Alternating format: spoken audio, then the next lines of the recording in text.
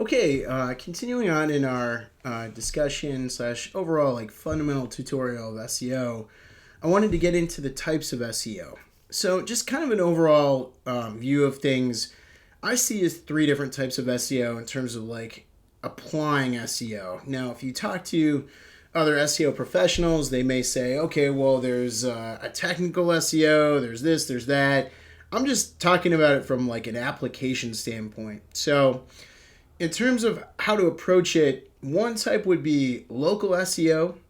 Trying to improve your presence in search engines in a targeted geographic area or several targeted geographic areas.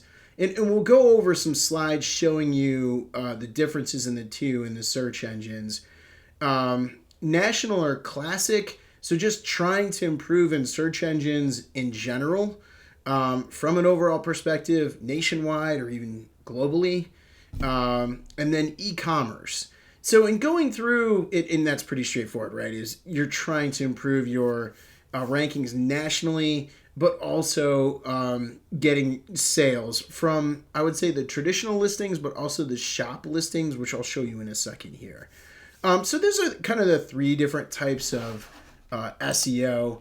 We'll just show it visually. A lot of this stuff might be pretty straightforward, but I just like to go through it just as an overview. So general SEO listing snapshot, typically, you'll see the paid listings listed at the top. They're not highlighted. They used to be, long time ago. I'm showing my age here, right? I know. But, you'll see the Google Ads listings listed at the top. Know that whoever's listing ads there is bidding on the term. And underneath that, organic listings. When it comes to local search, and this does vary, but typically in local SEO, you'll see the paid ads listed at the top, and then something else, which is a little bit of a variant in terms of a visual, is called the map pack listing or the local pack listings. And Google started this, I would say like 5 to 7 years ago, really trying to help local businesses show up and get more visibility in the search. It was just basically people who had nationally focused sites would write a landing page, say, targeted Cleveland, Ohio, and would outrank all the local businesses. So Google started this as kind of a variant to help local businesses rank higher and get more, visual presence. So in order to qualify for this, you have to have a Google My Business profile. If your business doesn't have that, I would definitely look into doing that. Certainly, we'll most likely have some future videos talking about Google My Business, filling out a Google My Business profile, and then optimizing from a Google My Business profile perspective. But it's something to keep in mind here in terms of like your focus locally. And like I said, e-commerce SEO. The landscape of this has changed quite a bit, more aggressively in the last year. This is just a snapshot of the good old Beavis Halloween costume. You can see here, this is very different than what it used to be. Even going back 3 to 5 years, you can see there's sponsored listings listed. And the types of listings that are listed there on the sponsored or paid side are Google Shop paid listings. So they're displayed a little bit differently. When you click on, the individual listing, you'll be directed directly to that individual product page.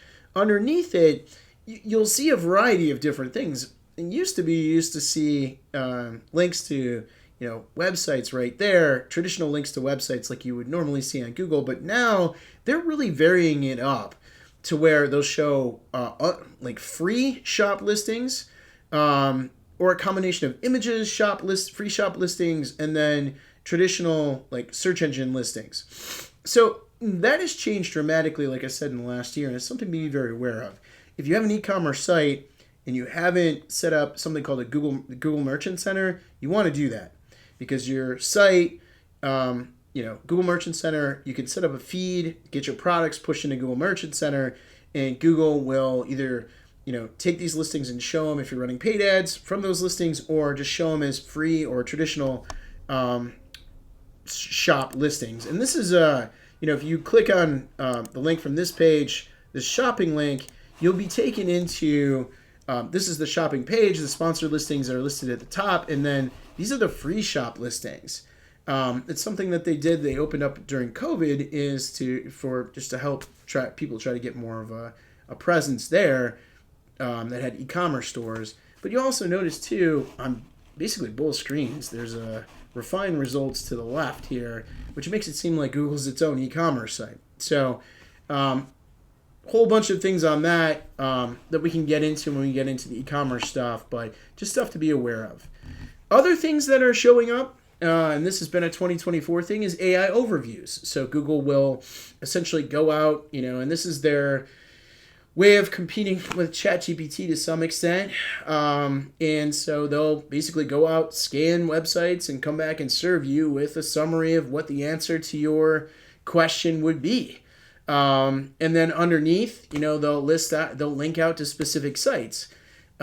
They started rolling this out gradually to where you're seeing it more and more, no matter what kind of search that you're seeing, and you'll see it more in the next year or two. This is kind of ends our discussion here, but the overall search clicks breakdown, a lot of the times this gets into paid. It's like, okay, well, a lot of people I talk to are very skeptical of Google Ads. They're like, well, what percentage of people actually click on Google Ads? Because I don't click on them. I know people are advertising. I don't click on them.